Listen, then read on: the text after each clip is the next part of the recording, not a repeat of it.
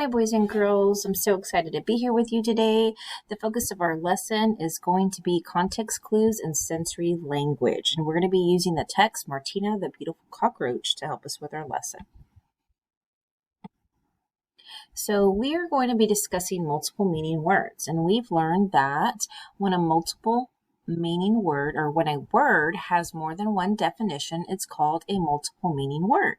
We can use context clues to help us determine the meaning of that word in the text. And that means that we're going to read the sentence or the paragraph in which the multiple meaning word is used, and we're going to look at the surrounding words for clues. So I'm going to be referring back to a few of the pages to help us with our lesson.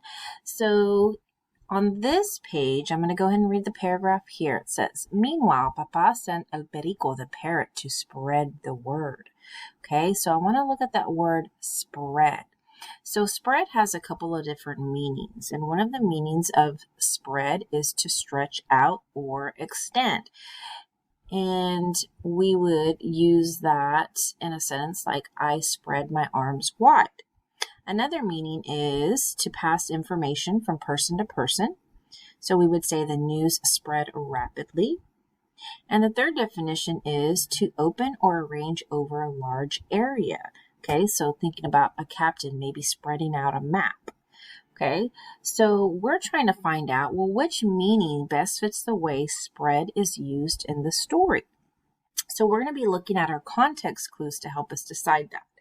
So if we go back throughout the text and read the sentences, it says that the sidewalks are busy and there was a buzz with the news. Martina, the beautiful cockroach, was ready to choose a husband.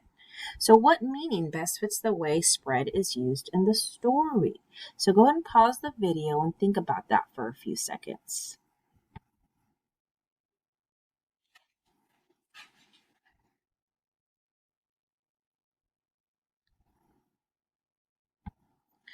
All right, so after you've had some time to look over that, what do you think the meaning is of spread the way that it's used in the story?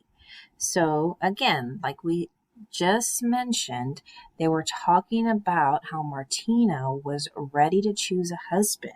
Okay, so in this case, the meaning of spread that's used in the story would be to pass information from person to person, or in our case, from animal to animal. Okay, so the meaning of spread in this case is to spread information. And we were able to determine that by looking at the clues within the text. So now we're going to be discussing sensory language. So one of the things good writers do when they write or describe something is that they will try to paint a picture in your mind using sensory details. So those details are going to help you visualize what they're describing. So when you're visualizing, that's when you're getting a mental image in your mind or a picture about what they're trying to describe. And they will often use sensory language that appeals to your senses, such as sight, hearing, taste, touch, and smell. So I'm going to go back to when we were reading about Martina and Don Sordo.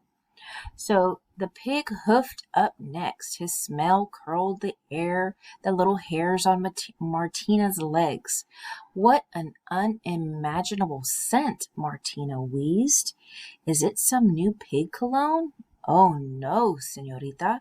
It is the sweet aroma of my pigsty. Rotten eggs, turnip peels, and stinky cheese." Okay, so we're trying to determine, okay, why did the author use sensory language in this sentence here that I have underlined? Why did the author do that? Well, when we were discussing sensory language, remember we talked about how the author is going to try and use sensory language to kind of help you imagine what they're trying to say. They're trying to help you visualize what they're trying to say. Okay, so go ahead and pause the video, and I want you to think about that for a few seconds. Why do you think the author included sensory language in the sentence? Are they trying to show you what Martina heard? Are they trying to show you what she might have smelt? Or are they trying to show you what she tasted? So go ahead and pause the video. All right, so now we are going to be looking at the next page. And I'm going to read here on the next paragraph. So it says, right on cue, Abuela appeared.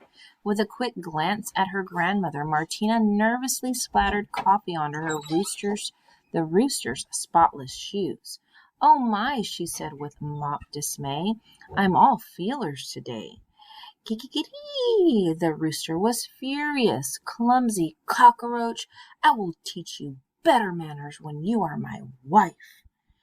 So I want us to think about for a few seconds, what does a rooster do or say that lets us visualize that he is upset? Okay, so thinking about sensory language.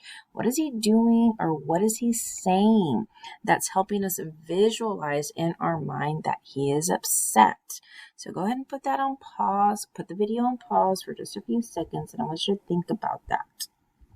Girls, so I want you to keep in mind, remember, we're thinking about sensory language, talking about sensory language or sensory details that appeal to your senses. Okay, what did the character say? What did they hear? What did they smell? What did they taste? What did they touch?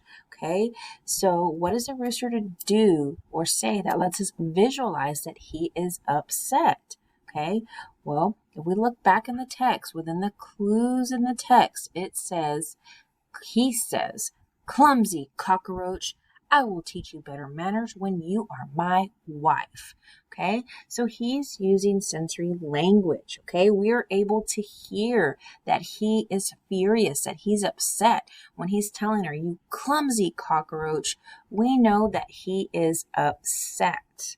Okay, so the author is using that sensory language to help us get a better understanding or to help us visualize in our mind that the rooster was furious. Okay, so I hope you enjoyed our lesson for today, and I hope you guys have a good afternoon.